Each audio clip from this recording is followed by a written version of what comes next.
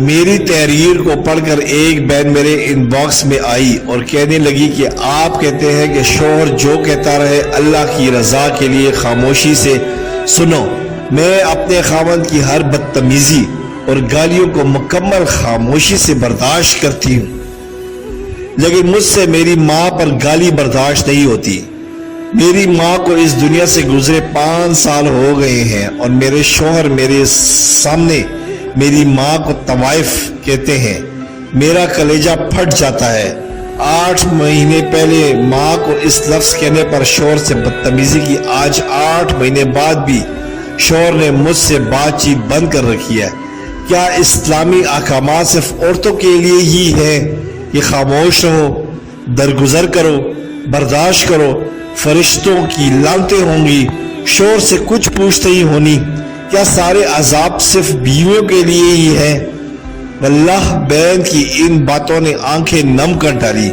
مزید کہنے لگی کہ میرے خاوند کو میری ماں سے یہ گلہ ہے کہ بڑے داماد کو جہیز میں بائک دے دی اور مجھے نہیں دی۔ حالانکہ جب بڑی بہن کی شادی ہوئی اس وقت حالات بہتر تھے، لیکن پھر بابا کا انتقال ہو گیا۔ میری ماں نے قرض دے کر میری شادی کی، لہذا زیادہ سامان نہ دے سکی۔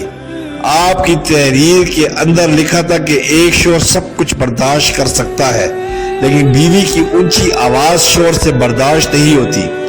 اور دوسری طرف یہ بھی حقیقت ہے کہ ایک بیوی سب کچھ برداشت کر سکتی ہے، لیکن اس کے گھر والوں کو برا بھلا کہنا یہ برداشت سے باہر ہوگا، بالخصوص ماں اور باپ۔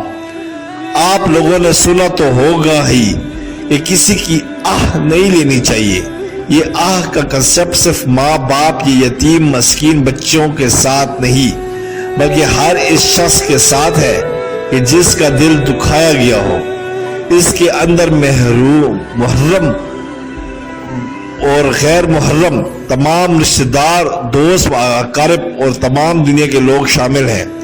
جی یہ فلاں شخص نمازی ہے، جواب ملے گا منہ پر مارو اس کی نمازیں۔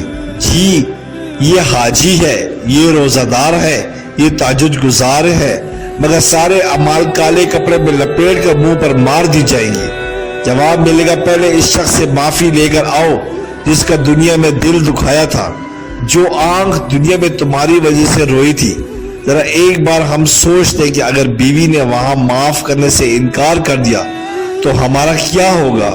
وہ اپنا گھر چھوڑ کر آئی، صبح کا ناشتہ، دوپہر کا کھانا، رات کا کھانا اس کی ذمہ داری، کپڑے دھونا، استری کرنا اس کی ذمہ داری، گھر کی صفائی و جھاڑو پونجا اس کی ذمہ داری، بچے سنبھالنا، بچوں کی پرورش اس کی ذمہ داری، ساس کا یہ کام، سسر کا وہ کام، کچھ بھی اس کے ذمہ نہیں۔ مجھے چھوڑیں کہ یہ آپ کیا کر رہے ہیں، کیا کہہ رہے ہیں؟ دنیا کے بڑے عالم سے پوچھتے، ان میں سے کوئی ایک کام اس کے ذمہ نہیں سوائے بچوں کی پرورش کے۔ وہ انکار کر دے تو اسے کوئی گناہ نہیں، لیکن وہ یہ سب کر دیتی ہے اور اس کے باوجود اسے گالیوں سے نوازنا، اس کے گھر والوں کو گالیاں دینا، سب کے سامنے اس کی تصدیق کرنا کہاں کی عقل مندی ہے؟ اسے گالیاں نہ دو، بدسلوکی نہ کرو، اسے سینے سے لگاؤ۔ تم اللہ کے بندے ہو، وہ بھی اللہ ہی کے بندے ہیں اور اللہ سب دیکھ رہا ہے۔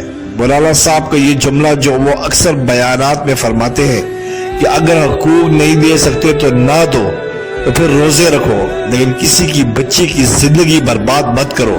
شوہر تو محافظ ہوتا ہے، اور جب محافظ ہی بیویوں کو گالیاں نکالنا شروع کر دے تو پھر اس گھر میں کوئی خیر نہیں۔ سبسکرائب کریں، لائک کریں اور بیل آئیکن پہ کلک کریں تاکہ آپ کو اس طرح ہی پیاری اچھی اسلامی ویڈیو ملتی رہے۔